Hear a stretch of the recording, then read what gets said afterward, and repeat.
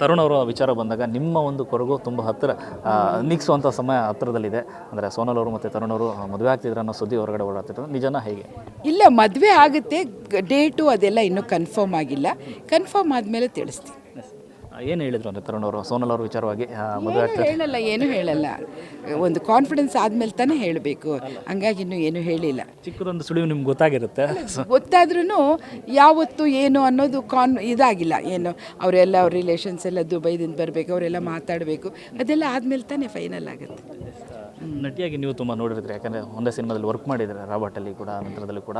So Sonal ಅವರು ನಿಮ್ಮ ಮನೆಗೆ ಬರ್ತಿರುವಂಥದ್ದು ಎಷ್ಟು ಖುಷಿ ಕೊಡ್ತಾರೆ? ಏನು ನಮ್ಮ ಮನೆಗೆ ಯಾರು ಬಂದರೂ ನಂಗೆ ನಮ್ಮ ಮಗನಿಗೆ ಹೆಂಡತಿಯಾಗಿ ಬಂದರೆ ನಂಗೆ ಸಂತೋಷ. ಮೊದಲಿಂದನೂ ನಂದೊಂದು ಕಾನ್ಸೆಪ್ಟು, ನನ್ನ ಮಗನಿಗೆ ಬೇಗ ಮದುವೆ ಆಗಲಿ, ನಾನು ಇರುವಾಗಲೇ ಅನ್ನೋದೇ ಒಂದು ಆಸೆ ಇತ್ತು. ಈಗ ಆಗ್ತಾನೆ ಅಂದರೆ ಸಂತೋಷ. ಇನ್ನೊಂದು ವಿಚಾರ 1 ಅಥವಾ 2 ತಿಂಗಳು ಒಳಗಡೆ ಆಗ್ಬೋದು ಅನ್ನೋ ಆಗ್ಬೋದು ಹೇಳೋಕ್ಕಾಗಲ್ಲ, ಆಗ್ಬೋದು. ಇನ್ನು ಕೊನೆಯದಾಗಿ ಮಗನಂತೆ ನೋಡಿರ್ತೀರಿ ದರ್ಶನ್ ಅವ್ರನ್ನ, ಈ ಒಂದು ವಿಚಾರವಾಗಿ ಸಾರಿ, ನನಗೇನು ಕೇಳಬೇಡಿ. ನನಗೆ ತುಂಬ ಅಳು ಬಂದುಬಿಡುತ್ತೆ. ಮೊದಲೇ ಅಳ್ತಾ ಇದ್ದೀವಿ ನಾವು. ಬೇಡ, ಏನು ಆ ವಿಷಯ ಬೇಡ. Thank you. ಎಸ್, ಇದಿಷ್ಟು ಮಾಲತಿ ಸುಧೀರ್ ಅವರ ಮತ್ತು ಕ್ಯಾಮ್ರಾ ಪರ್ಸನ್ ರೋಷನ್ ಜೊತೆ Lokesh, news first Bengaluru. News first ನಿರ್ಭೀತಿಯಿಂದ ನಿಮ್ಮ ಪರವಾಗಿ.